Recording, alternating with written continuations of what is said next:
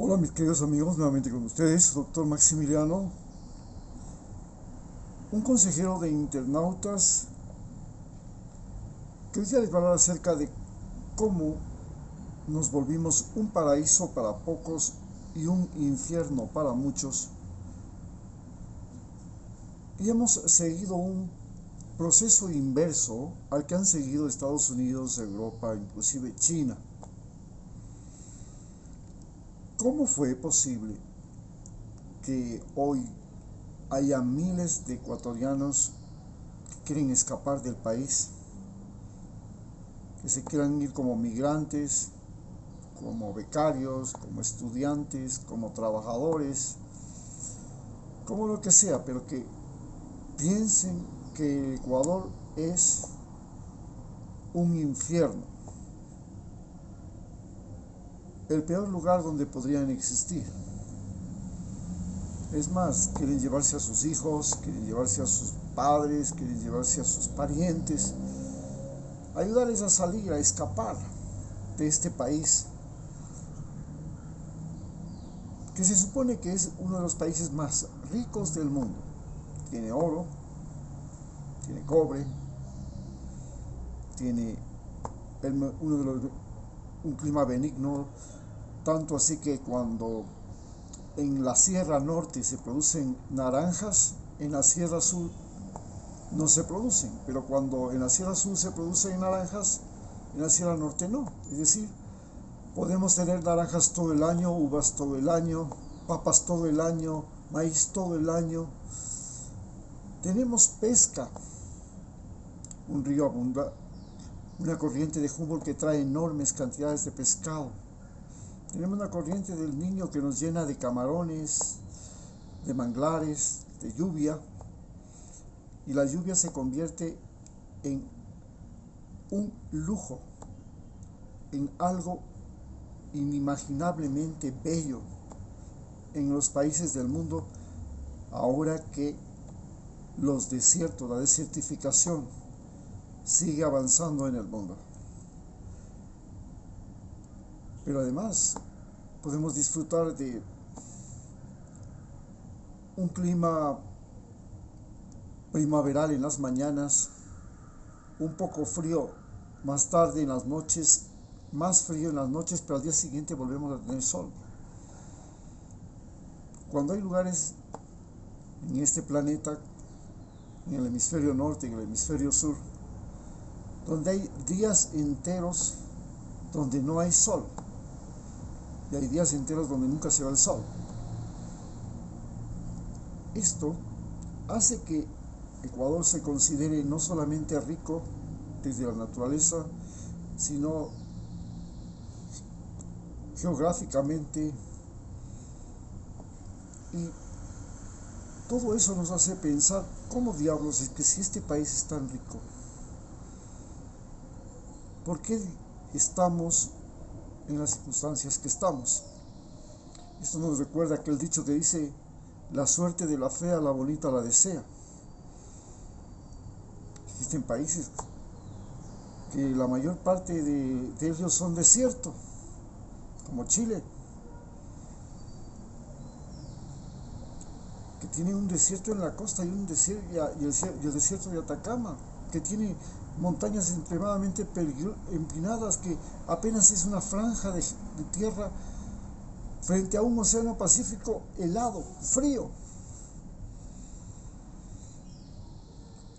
Sin embargo, le va muy bien, la suerte de la fea. En cambio, Ecuador tiene esa suerte de esas mujeres hermosas que terminan trabajando de prostitutas y que son mercancía y pasan de mano en mano,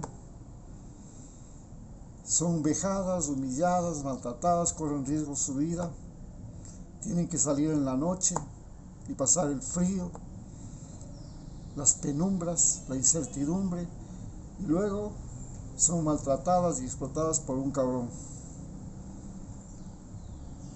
Así es más o menos Ecuador. ¿Cómo llegamos a este punto? Recordemos que la conquista la hicieron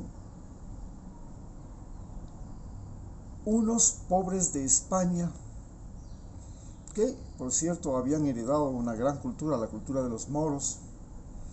También habían sido parte del Imperio Romano y heredaron una gran cultura, la cultura latina, la cultura romana.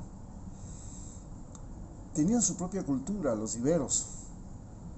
Eran un pueblo muy entrenado en la guerra. Fueron parte de los fenicios, grandes comerciantes. Les invadieron los moros, que trajeron toda la cultura musulmana y crearon la universidad más importante de Europa, la primera, la Universidad de Córdoba.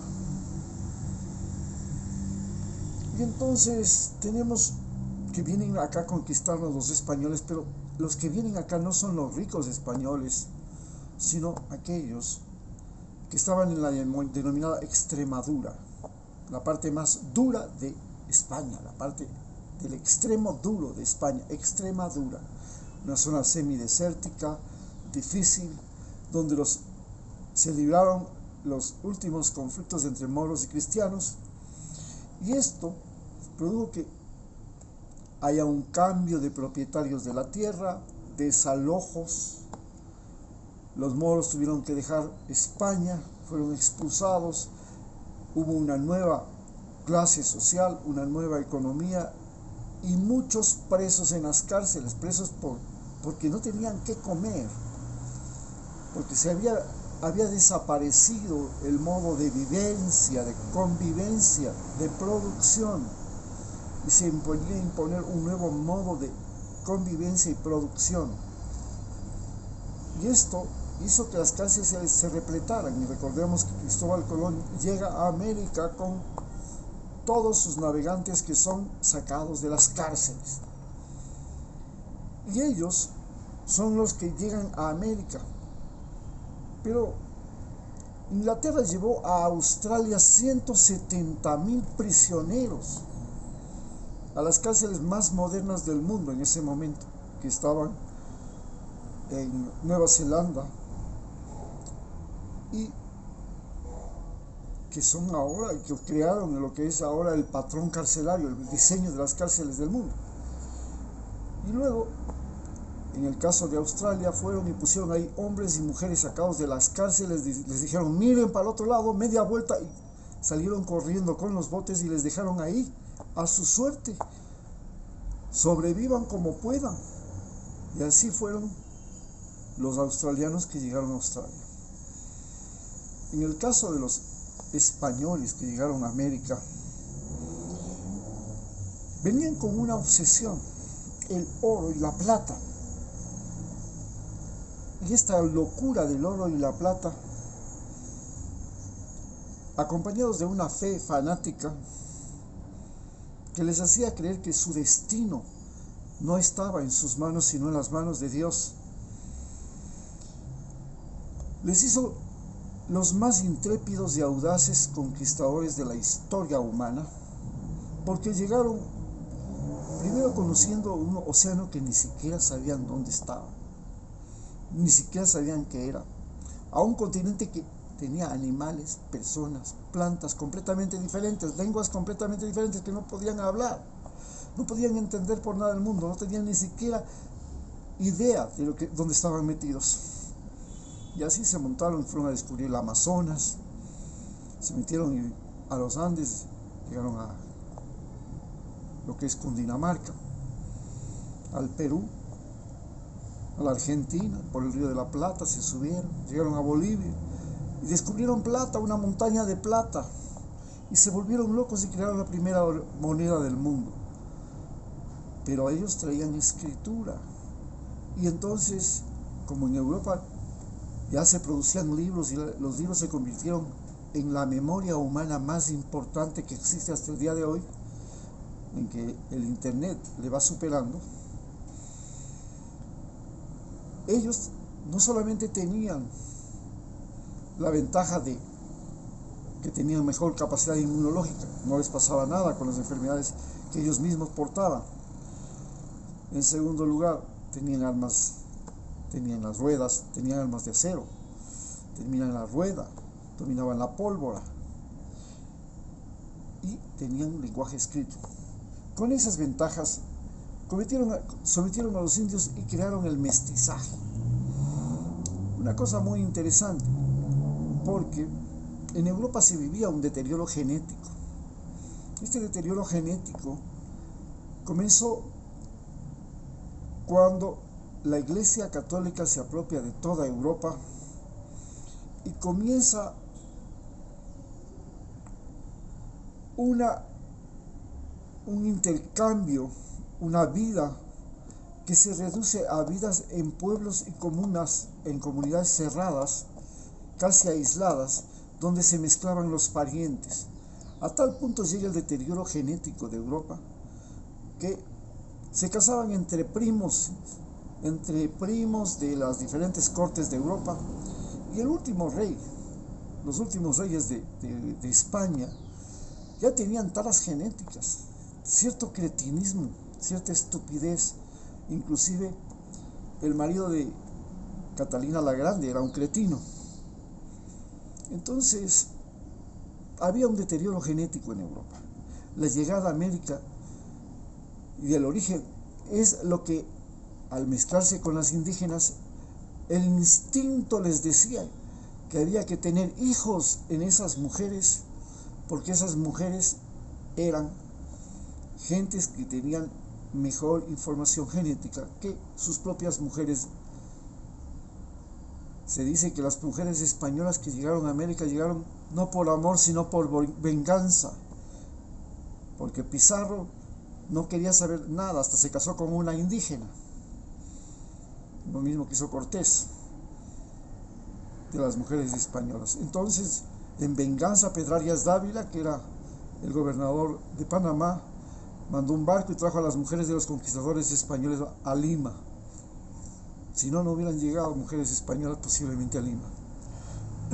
No pasaba eso lo mismo con los ingleses, que cuando llegaban a conquistar, la reina obligaba a que las mujeres vayan con sus maridos a las zonas de conquista y hagan pueblos y ciudades donde se estableció de manera drástica y rotunda el racismo, que fue llevado por las mujeres europeas blancas, anglosajonas, a sus colonias. Pero también tuvimos negros que nos trajeron de África. Claro, África se volvió la maravilla del planeta. Se podía ir allá, se compraba negros, se los traía acá, y los negros se resistían. Eran animales inteligentes, no tenían alma, según los españoles y los portugueses, y entonces se les podía hacer esclavos, y si se les daba una orden, entendían lo que no pasaba con el caballo, con el burro, con la vaca, y de así se convirtieron en la mano de obra más importante de América, donde se producía caña de azúcar o algodón. Este fue el panorama de los conquistadores, y es así como nos llegaron los conquistadores de América, de Europa a América. Pero tuvimos luego un periodo que es la colonia, y en la colonia los conquistadores que estaban locos por el oro se convirtieron en terratenientes, y al ser terratenientes también se convirtieron en aldeanos y ciudadanos, mientras que los indígenas y los negros siguieron siendo campesinos, pescadores, mineros.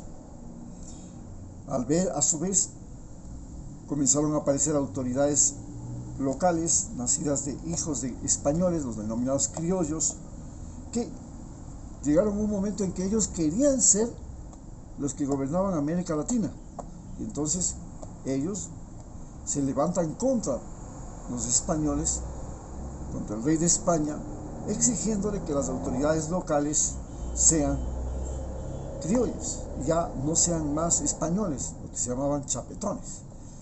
Y ahí nace la independencia de América. Pero las autoridades, los militares, los ciudadanos, se convierten en terratenientes. Ser terrateniente era el paraíso, tener la hacienda era el paraíso. Y ahí comenzamos a fabricar esos paraísos para pobres, que es América Latina. Paraísos para muy pocos, que es América Latina, y el infierno para muchos. Luego llegaron la República, y con la República ya tuvimos los exportadores, los banqueros, los empresarios, las transnacionales, los turistas. Y nuevamente, América Latina continuó siendo el paraíso de los exportadores, el paraíso de los militares, el paraíso de los policías, el paraíso de los banqueros, el paraíso de los empresarios transnacionales, exportadores o que ponían industrias, el paraíso de las transnacionales. Y ahora pues América Latina en este momento en la República es el paraíso de los narcos. No olvidarlo. Colombia, Ecuador, Perú son el paraíso de los narcos. Dejamos de ser el paraíso de los gringos para ser el paraíso de los narcos, y comenzamos a convertirnos también en el paraíso de los turistas, de los backpackers. Imagínense quién no quiere ser un backpacker, recorrer el mundo hasta por 6 meses al año y tener juventud, salud, dinero y tiempo. Porque en esta circunstancia que nosotros tenemos y vivimos, cuando tenemos tiempo, ya no tenemos juventud. Cuando no tenemos dinero, tampoco tenemos juventud y tampoco tenemos tiempo. Y cuando tenemos tiempo y dinero, no tenemos juventud. Entonces estamos fregados. Por donde la miren, la calavera es ñata. En cambio, ellos pudieron juntar esos 3 elementos: tener 20 años, irse a pasear por el mundo, ser sanos, poder ponerse vacunas, tomar pastillas, bronceador, tener cámara de fotos, irse a pasear por el planeta Tierra, comer aquí, comer allá, picoteando por aquí, picoteando por allá, tener una chica aquí, tener una chica allá, tener un chico aquí, tener un chico allá, tener fiestas, tener farras, tener dormir. Claro, había que pasar algunos sustitos, algunos sacrificios, algunos riesgos, y luego volver a la casa con una memoria, recuerdos imborrables, sano, feliz, y con la ventaja de que en los próximos meses se recuperaba todo lo gastado y se volvía a salir. Aquí en América Latina, cuando salimos a Estados Unidos, entramos como ilegales y después ya no podemos salir, y entonces los hijos se quedan aquí atrapados y separados de sus padres. Por cierto, gracias al cielo ha llegado el internet, que permite que esta separación hoy día ya no sea tan terrible como lo fue hasta los años en que no existía internet. Los padres se iban y después los padres no podían ni siquiera llamar por teléfono o comunicarse con sus hijos, que vivían en las montañas, en los páramos, en la selva, en las ciudades, en los barrios pobres. Y así América Latina se convirtió en este paraíso maravilloso de pocos, mientras que en Estados Unidos ese país se convirtió en el paraíso maravilloso de muchos. Comenzaban como obreros, que era la peor forma en la que pudo llegar a ser un ser humano. Ser obrero, ser trabajador hasta el día de hoy, es convertirse en un apéndice de una máquina, es decir, en el peor ser humano. Un ser que hace trabajos monótonos, no necesita pensar, tiene que ser estúpido, obediente y no deliberante. Punto. Lo mismo que ser militar. Ser militar también se necesita adoctrinamiento, estupidez, convicciones, para ir a entregar la vida a los caprichos de un pendejo que llega a ser gobernante. Para ponerle su vida al servicio de un gobernante. No, ay, de la patria, no. Señores, es el gobernante de turno el que dice: vaya usted a la guerra y mátese, como Hitler. Y llegamos a tener una sociedad donde los seres humanos en Estados Unidos tienen carro, tienen casa, tienen felicidad, tienen vacunas, tienen medicinas, tienen todo, a tal punto que su sistema inmunológico trabaja muy mal, se hizo vago, se hicieron gordos, obesos, diabéticos, y por eso ahora tienen que soportar eso. El COVID es el país que más muertes ha tenido en el planeta. Demasiada comodidad, demasiada felicidad. Y la felicidad no era de unos pocos, como aquí en Ecuador. Estados Unidos se volvió el país de los sueños, el del sueño americano, donde cualquiera puede llegar y cualquiera puede ser feliz. En cambio, nuestros pequeños países, grandes países también, se volvieron en el infierno. Cuba se volvió en el paraíso de los turistas que llegan a Cuba, pero en el infierno de los cubanos. Ecuador se convirtió en el paraíso de los turistas que llegan a Ecuador, pero en el infierno de los ecuatorianos. Por eso tenemos esa ola migratoria. Y no se diga Venezuela, se volvió el paraíso del partido político en el poder, pero el infierno del pueblo. Y Rusia se volvió también el paraíso de los que están en el poder, y todavía sigue siendo el infierno de muchos.